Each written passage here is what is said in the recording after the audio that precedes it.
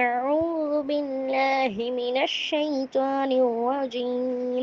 விரட்டப்பட்ட ஷைத்தானிடமிருந்து அல்லாஹ்விடம் பாதுகாவல் தேடுகிறேன். பிஸ்மில்லாஹிர் ரஹ்மானிர் ரஹீம். அளவற்ற அல்லாஹ்வின் நிகரற்ற அன்புடையோனு ஆகிய அல்லாஹ்வின் திருப்பெயரால் ஆரம்பம் செய்கிறேன். இன்னல் ஹம்துலில்லாஹ் நஹ்மதுஹு நஸ்தஈனுஹு மன் யஹ்தில்லாஹு ஃபலா முலில்ல லஹு வ மன் யுலில் ஃபலா ஹாதிய லஹு وأشهد أن لا إله إلا الله وحده لا شريك له وأشهد أن محمدا عبده ورسوله.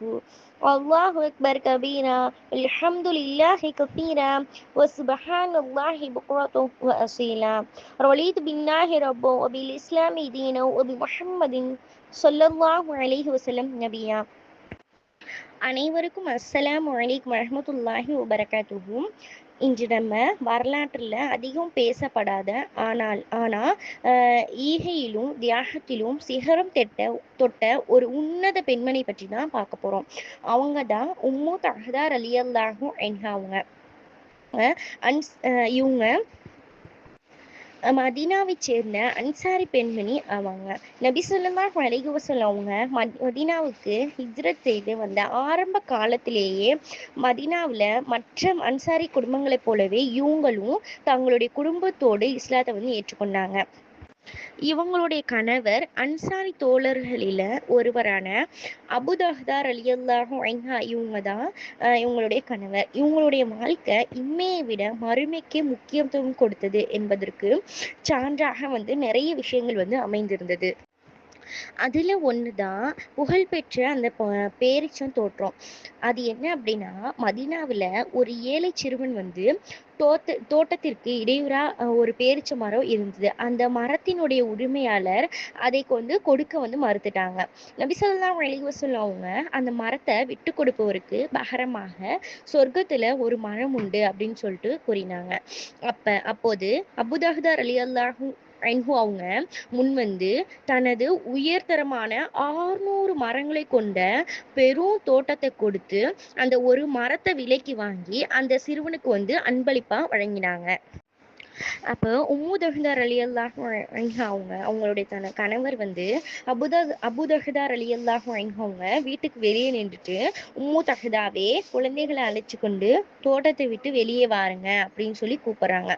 இந்த தோட்டத்தை நான் சொர்க்கத்தினுடைய ஒரு மரத்திற்காக விட்டுட்டேன் அப்படின்னு சொல்லிட்டு அவங்களுடைய கணவர் கூறினாங்க. இதை கேட்ட உம்மு தஹ்தா ரலியல்லாஹு அன்ஹா அவங்க எந்தவித தயக்கமும் இல்லாம, இது ஒரு மிகச்சிறந்த வியாபாரம், உங்கள் வியாபாரம் வெற்றி பெற்று விட்டது அப்படின்னு சொல்லி தன்னுடைய குழந்தைகள் வாயில இருந்த அந்த பேரிச்சம் பழத்தை கூட வெளியே எடுத்துட்டு அந்த தோட்டத்தை விட்டு மகிழ்ச்சியோட வெளியேறினாங்க. இந்த உலக சொத்துக்களை விட மறுமையினுடைய நிரந்தரமான நமக்கு பேரின்பம் தரக்கூடிய அந்த சொத்து தான் நமக்கு முக்கியம் அப்படிங்கிறத இந்த தம்பதியினர் இந்த உலகத்துக்கே உணர்த்தினாங்க. இவங்களுடைய இந்த தியாகத்தை கண்டு நபி ஸல்லல்லாஹு அலைஹி வஸல்லம் ரொம்ப மகிழ்ச்சி அடைந்து அவங்கள புகழ்ந்து பேசினாங்க.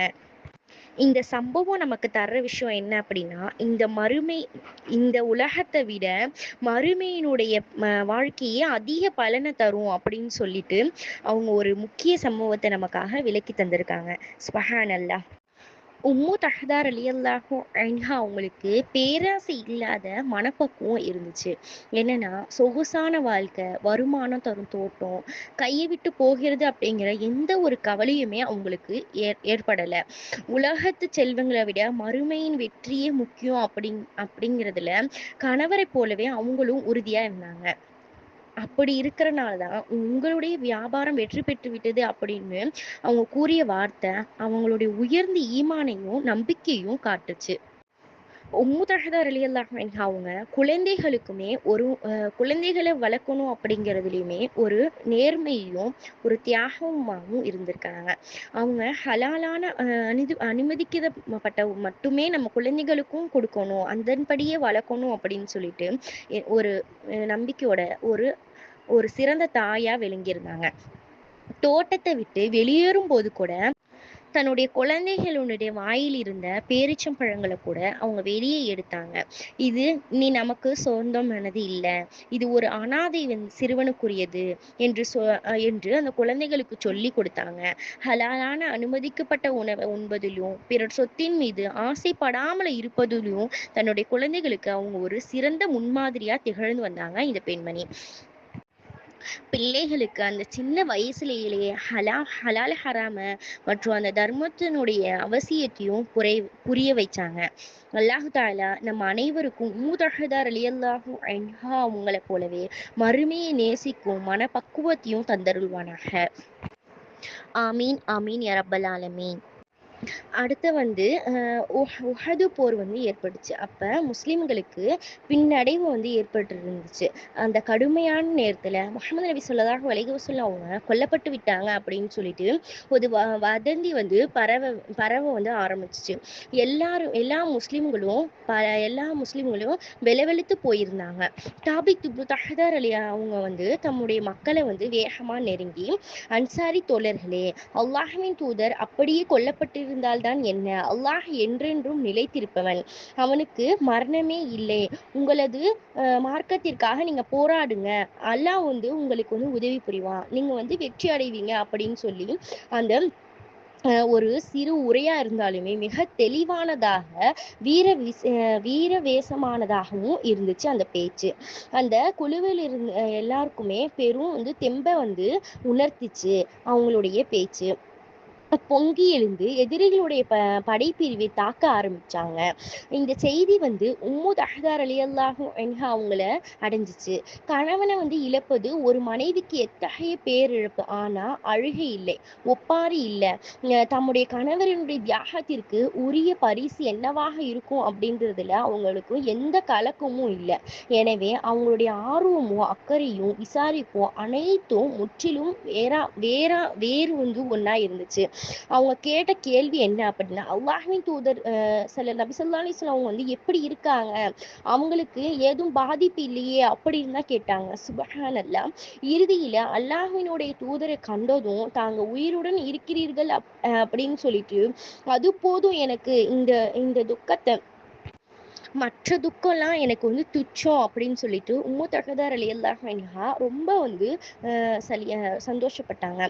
பொருளிலும் உயிரிலும் மேலானவர் நபி ஸல்லல்லாஹு அலைஹி வஸல்லம் அப்படிங்கிறது அவங்களுக்கு சொல்வதும் எழுதுவதும் எளிது. ஆனா அவங்க அதன்படியே வாழ்ந்து காட்டி மறைந்தாங்க உம்மு தஹ்தார் ரலியல்லாஹு அன்ஹா.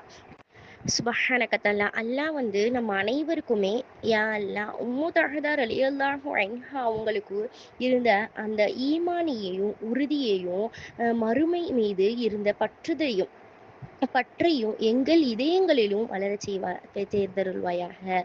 ஆமீன். உலக ஆசைகளை விட உனது பொருத்தத்தையே முதன்மையாக கொள்ளும் பாக்கியத்தை எங்கள் அனைவருக்கும் தந்தருள்வாயாக. ஆமீன் ஆமீன் யா ரப்பல் ஆலமீன். ரப்பனா லா துஜிக் குலூபனா ஃபதக் இஸ் ஹதைதனா வஹப் லனா மின் லதுன்க ரஹ்மத்தன் இன்னக அன்தல் வஹ்ஹாப். ஆமீன் ஆமீன் யா ரப்பல் ஆலமீன். அனைவருக்கும் அஸ்ஸலாமு அலைக்கும் வரஹ்மத்துல்லாஹி வபரகாத்துஹு. அல்ஹம்துலில்லாஹ். எல்லா புகழும் அல்லாஹுக்கே.